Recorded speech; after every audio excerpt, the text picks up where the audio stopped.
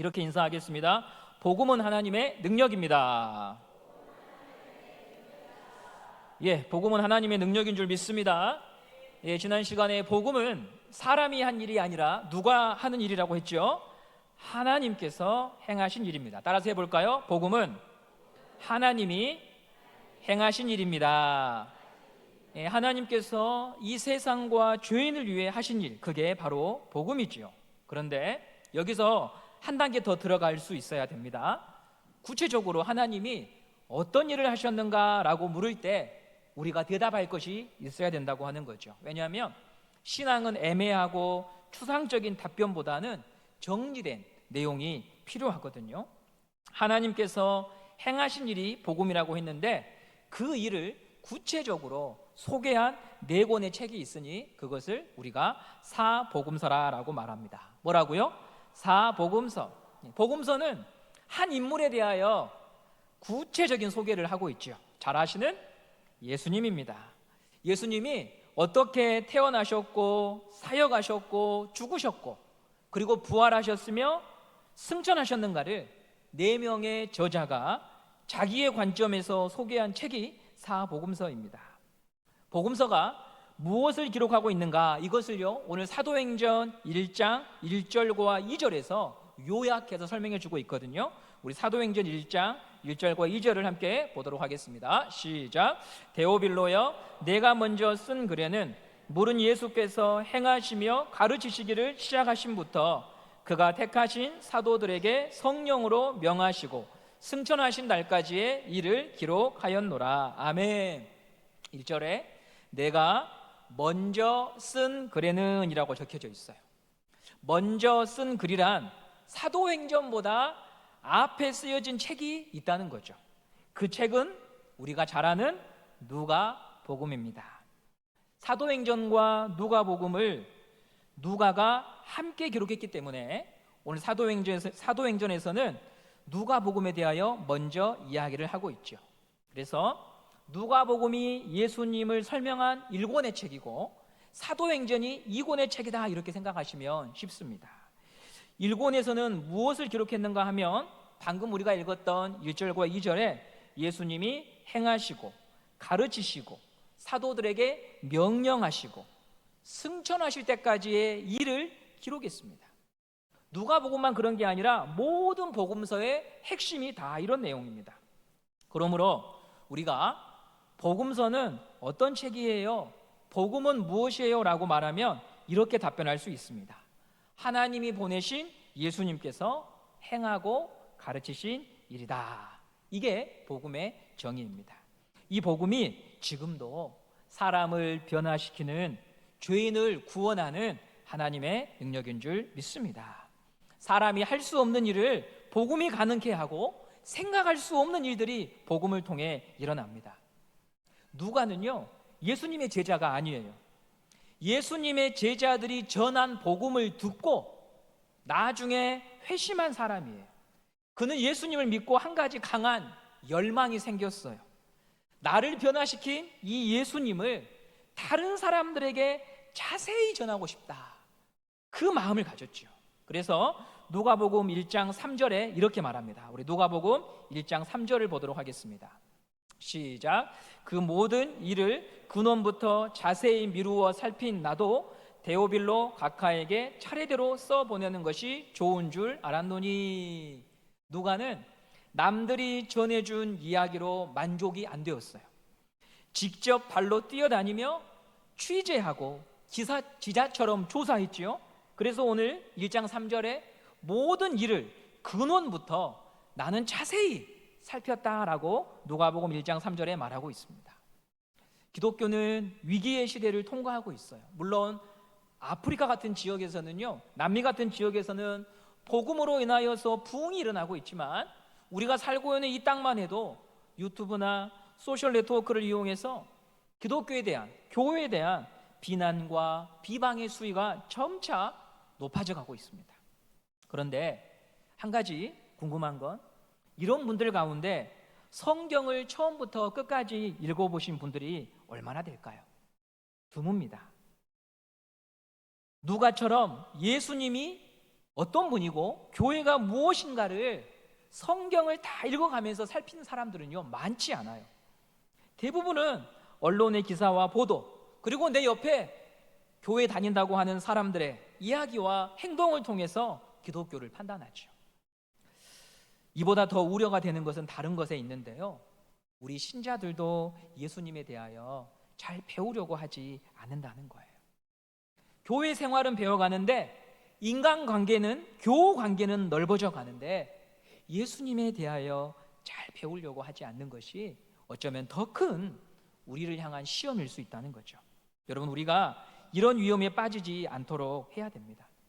사단이 이 시대에 가지고 있는 전략은요, 교회에 가지 못하도록 막는 것이 아닙니다. 신앙생활을 허용합니다. 그러면서 예수님보다 관심 있는 무언가를 계속해서 제공하고 그것을 쫓아가게 만드는 거예요. 예배를 드리도록 허용해 주면서 실은 다른 것을 숭배하고 관심 갖고 살도록 만들어 버리는 거예요. 이것은요, 흡사 광야에서 이스라엘 백성들이 금송아지를 만들어 놓고 우리를 구원하신 하나님입니다, 여러분 우리가 이 하나님을 예배합시다 하며 정말 그들이 열광적으로 찬양하고 예배한 모습과 비슷해요. 이 장면을 곰곰이 한번 생각해 보세요. 삼자의 입장에서 보면 얼마나 우습고 바보스러운 행동이에요.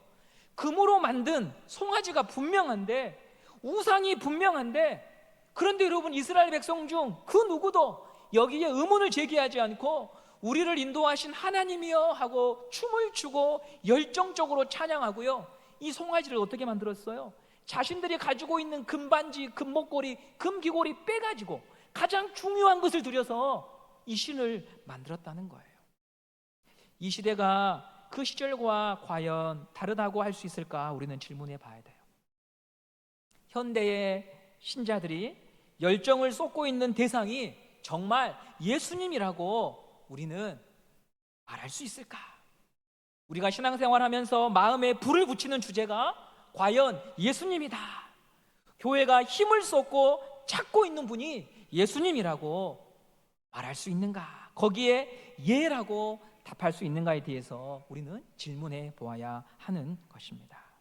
과거 이스라엘처럼 다른 것에 열정과 관심과 마음을 쏟으면서도 하나님을 예배합니다, 주님을 예배합니다 이러면 얼마나 안타까운 일입니까? 그래서 오늘 우리는 이런 기도를 드리게 돼요. 주여, 우리의 눈을 열어주십시오. 우리의 마음을 정결하게 하셔서 내가 정말 예배하는 것이 무엇인지 밝히 보고 하나님만 예배하게 하여 달라고, 예수를 사랑하게 하여 달라고 우리는 기도해야 되겠습니다. 누가복음은 예수님을 철저하게 조사하여 기록한 책입니다. 그러면 누가는 누가복음을 다 완성한 후에 왜 다시 사도행전을 저술했을까요?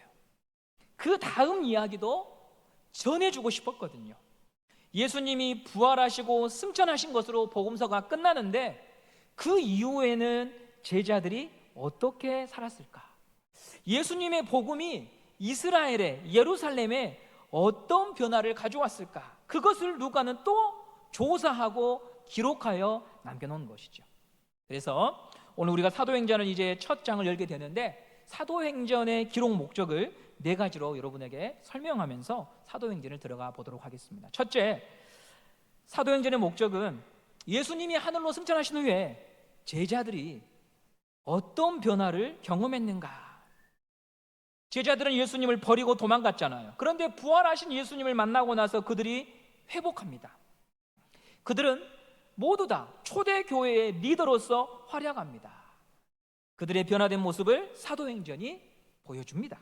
둘째로 사복음서를 보시면 예수님의 말씀을 듣고 변화된 사람들은 대부분이 다 유대인이에요. 간혹 이방인 백부장 같은 사람도 있었지만 절대 다수는 다 유대인이죠. 예수님도 복음을 전할 때 회당에서 말씀을 전하셨고 이스라엘 백성들을 상대로 복음을 전했습니다.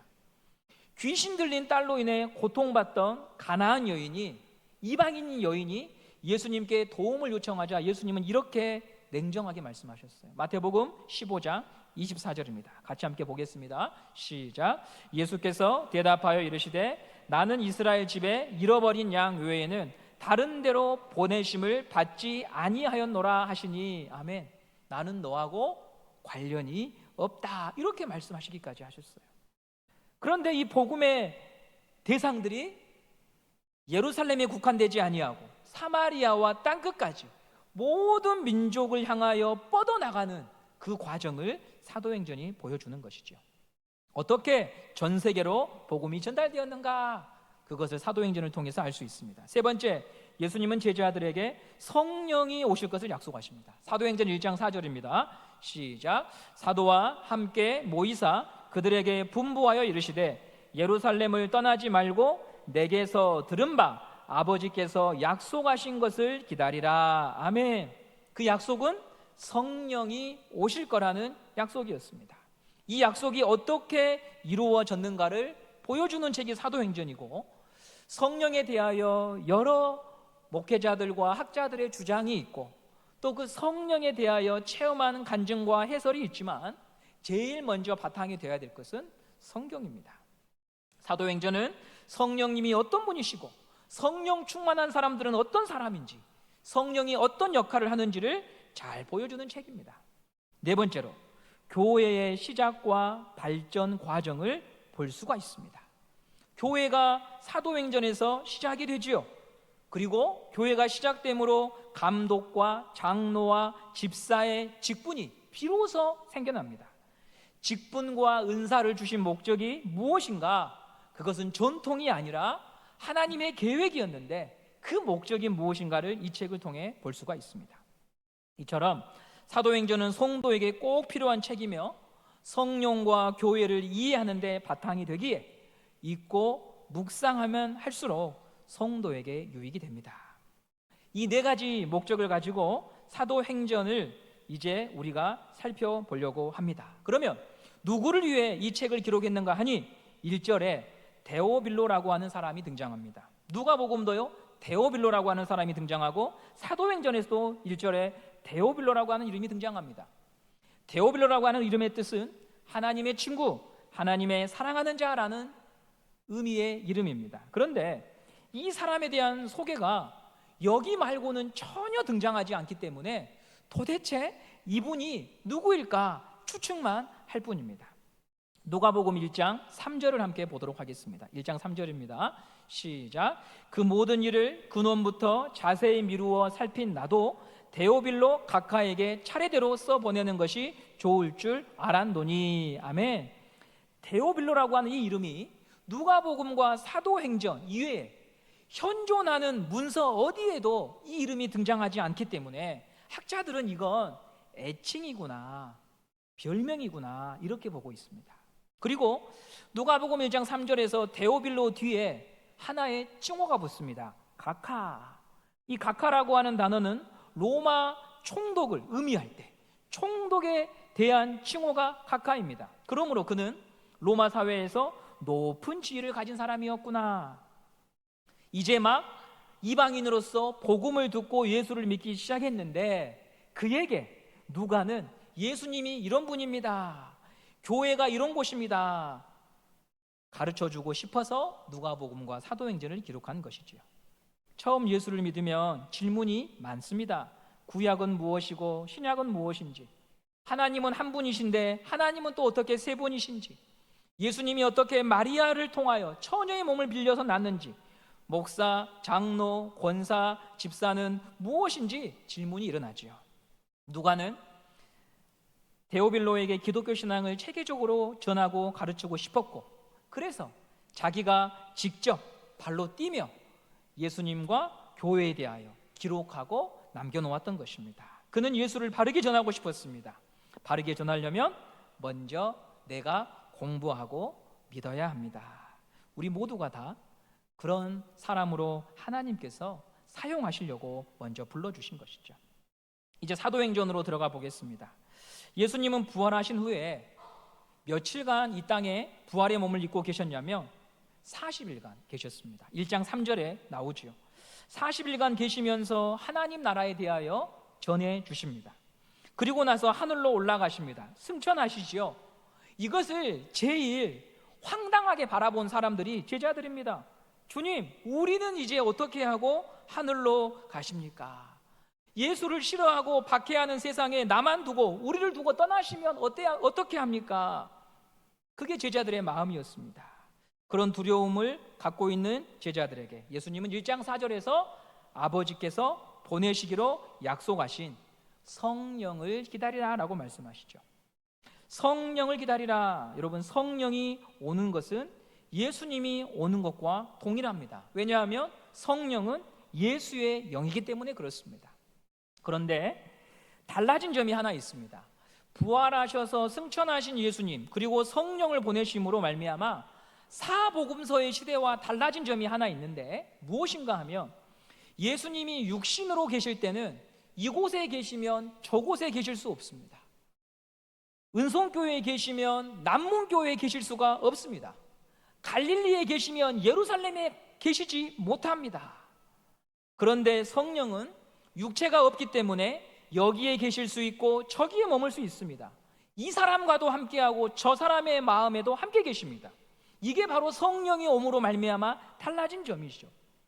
제가 군입대를 할 때 저를 지도해 주신 선교단체 간사님께서 이런 말을 해주었습니다. 선웅아, 여기서 태양이 떠오르듯이 너가 어디로 가든 거기서도 태양이 반드시 떠오를 거야. 마찬가지로 여기서 역사하신 하나님이 너가 어디로 가든지 거기서 너를 돕고 너와 함께 하실 거야. 그 권면이 지금도 생생하게 떠오릅니다. 예수님이 육체를 가지고 계시면 여기 계시면 제가 군에 가면 예수님은 따라오지를 못합니다. 그러나 이제 예수의 영이신 성령을 통하여서 그분은 우리가 계신 어느 곳에서나 함께 있는 것이지요. 내가 가는 어느 곳에서나 주님은 동행하십니다. 예수님의 별명이 마태복음에서 임마누엘입니다. 하나님이 우리와 함께 하신다. 그 말씀의 성취가 성령을 통하여서 이루어진 것입니다. 오늘 여러분의 마음에 아무도 나를 알아주지 못해, 나의 외로움을 누가 알겠어, 이런 마음으로 여기 앉아 계신 분들이나 방송으로 설교를 들으신 분들도 계실 것입니다. 맞습니다.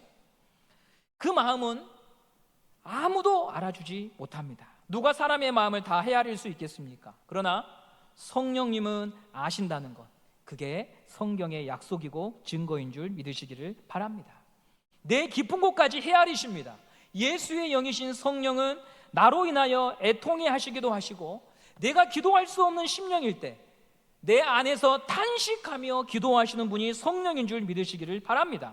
오늘 여러분의 심령에 그 성령님이 충만하게 넘쳐나고 임하시기를 기도하고 간구하십시오. 세상의 문제와 근심이 여러분의 심령을 채우고 있다면 오늘 함께 기도하는 시간에, 아니 지금 마음으로 간절히 성령이 나를 채우게 하여 달라고 간절히 구하시기를 바랍니다. 그럴 때 새로운 일이 일어나고요, 수렁에서 빠져나오는 일이 일어나고 하나님의 영이신, 예수의 영이신 성령께서 내 마음의 생각과 감정을 바꾸셔서 다른 마음과 다른 눈으로 우리의 상황을 보게 하여 주실 것입니다. 그분은 살아계신 하나님입니다. 이것을 경험할 수 있는 시간이 되기를 간절히 소망합니다. 제자들에게 약속한 그 성령님을 만나기 위해서 제자들이 한 게 있지요. 1장 14절 말씀을 함께 보도록 하겠습니다. 1장 14절입니다. 시작. 여자들과 예수의 어머니 마리아와 예수의 아우들과 더불어 마음을 같이하여 오로지 기도에 힘쓰더라. 예. 약속하신 성령을 정말 간절히 구한 사람들은 무엇을 했습니까? 약속을 믿고 기도합니다. 기도한다고 하는 것은 간절히 바라고 구하는 거죠. 약속을 믿고 구하는 것입니다. 말씀의 근거에서 구하는 것이 기도입니다. 다른 이방 종교와 기도가 다른 것 중에 하나가 무엇이냐 하면, 이방 종교에도 다 기도가 있고요, 방언이 있습니다. 신비한 체험이 있습니다. 입신이 있습니다. 그런데 기독교의 기도는 무엇이 다른가? 나의 바램과 소원을 나열하는 것이 아니라, 하나님, 저에게 이런 약속을 주셨으니 이 약속을 들어주십시오. 주님, 이 약속을 행하여 주십시오. 주님이 나에게 주신 약속을 다시 예수님의 이름으로 돌려드리는 것이 기도입니다. 우리는 함께 기도할 수 있습니다. 약속한 성령을 우리에게 부어주시기를 우리가 함께 이 밤에 기도하기를 원합니다. 약속한 성령이, 예수의 영이 우리 자신과 가정과 교회를 채우게 하여 달라고 구하면 하나님이 이 약속에 신실하게 응답하실 줄 믿습니다. 마지막으로요, 제자들이 이제 기도하고 성령을 기다리면서 한 가지 중요한 일을 합니다. 그게 오늘 우리가 읽었던 15절에서 26절까지 나타나는데요, 직분자를 선출합니다. 왜 직분자를 선출하냐면 예수님을 팔았던 사람 누군 줄 아시죠? 가롯 유다예요. 그는 자신의 선택이 실패하는 것을 비관하고 스스로 목숨을 끊었어요. 그래서 어떤 일이 생겼냐면 12사도 중에 한 명이 빈 거예요. 배교 때문에. 한 명이 비면 11명으로 사역해도 되지 않은가, 그렇게 생각할 수 있지요. 그런데 성경에서 이 10이라고 하는 숫자는 중요한 상징을 갖고 있거든요. 이스라엘 백성이 12지파로 구성되어 있는 것을 여호수아서를 보면서 확인했습니다. 이것을 이어받은 게 예수님의 12제자예요. 구약의 이스라엘 백성을 계승한다고 하는 의미죠. 12지파는, 12사도는 그래서 하나님의 백성의 총합을 의미합니다.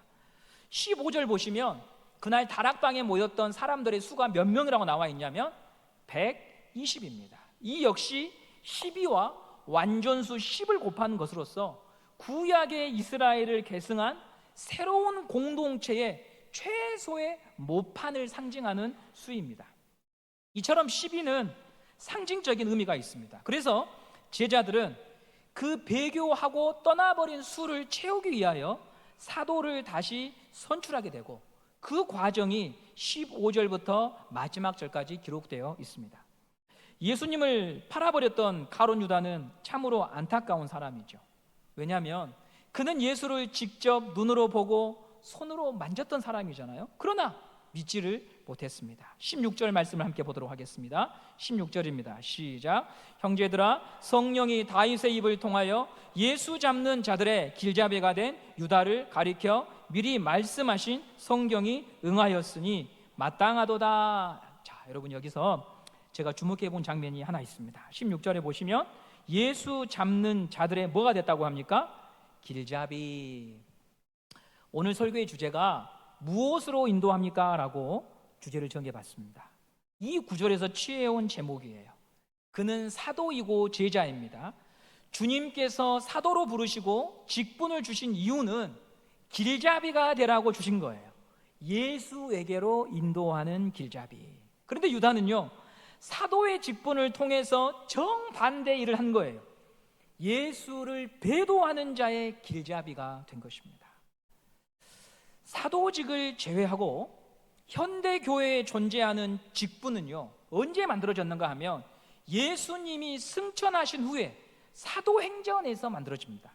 감독, 집사, 장로, 이 모든 직은 복음서에는 없어요. 교회가 생겨나면서 예수님이 승천하면서 교회에 주신 선물이 직분입니다. 근본에 새가족 한 분이 주일에 등록을 하셨더라고요. 저는 중고등부 체육대회가 있어서 그분을 뵙지 못하고 신방을 통해서 만났는데 어떻게 해서 저희 교회에 오셨는지 이야기를 듣게 됐어요. 장흥에서 오랫동안 신앙생활을 거의 한 40년 해오신 권사님이시더라고요. 그래서 이제 광주로 이사 오셔서 교회를 찾고 계셨습니다. 주변 교회 몇 군데를 가보셨는데 마음이 동하지 않았어요. 이제 주일이 되었어요. 오늘은 어떤 교회 또 가봐야 되는가 하고 문 밖을 나섰는데 그 같은 아파트에 사시는 저희 권사님을 만나게 되어서 교회 가십니까? 어느 교회로 가십니까? 은성교회 갑시다 해갖고 따라오신 거예요. 길잡이가 되어주신 거죠. 길잡이가. 좀 전에 예수님이 승천하신 후에 직분이 주어졌다고 했죠. 왜 예수님이 승천하시고 나서 직분이 주어졌을까요? 예수님이 하신 역할을 승천한 후부터는 직분자들이 감당하도록 직분을 주신 거죠. 예수님의 말씀 사역은 목사에게, 가난한 자를 돕고 살피는 일은 안수 집사에게, 교회의 질서를 확인하고 살피는 일은 장로에게 맡기시기 위하여 교회의 직분을 세워 놓은 것입니다. 이런 섬김을 통해 결국은 예수님께로 인도하는 길잡이가 되라고 우리에게 직분을 주신 것입니다. 예수님은요, 사람을 하나님께로 인도하시는 길잡이가 됐죠. 성령님은요, 사람을 예수님께로 인도하는 길잡이가 되었죠.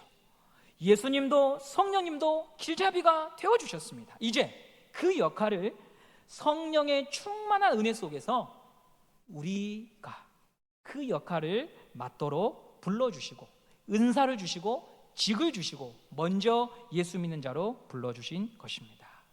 이 목적을 우리가 잊지 않고 잘 기억해야 됩니다. 왜냐하면 생명 있는 동안에 그 직을 가지고 예수로부터 멀어지게 만드는 일에 유다처럼 사용되면 얼마나 비참한 일입니까? 자신은 수고하고 애쓴다고 생각했지만 오늘 이 본문의 말씀처럼 예수님으로부터 멀어지는 일에 사용되는 사단의 도구가 된다면 우리가 얼마나 비참한 인생이 되겠습니까? 저와 여러분은 주님께로 가까이 인도하기 위하여 열정을 쏟고 생각하고 고민하고 기도하는 사람이 되어야 합니다.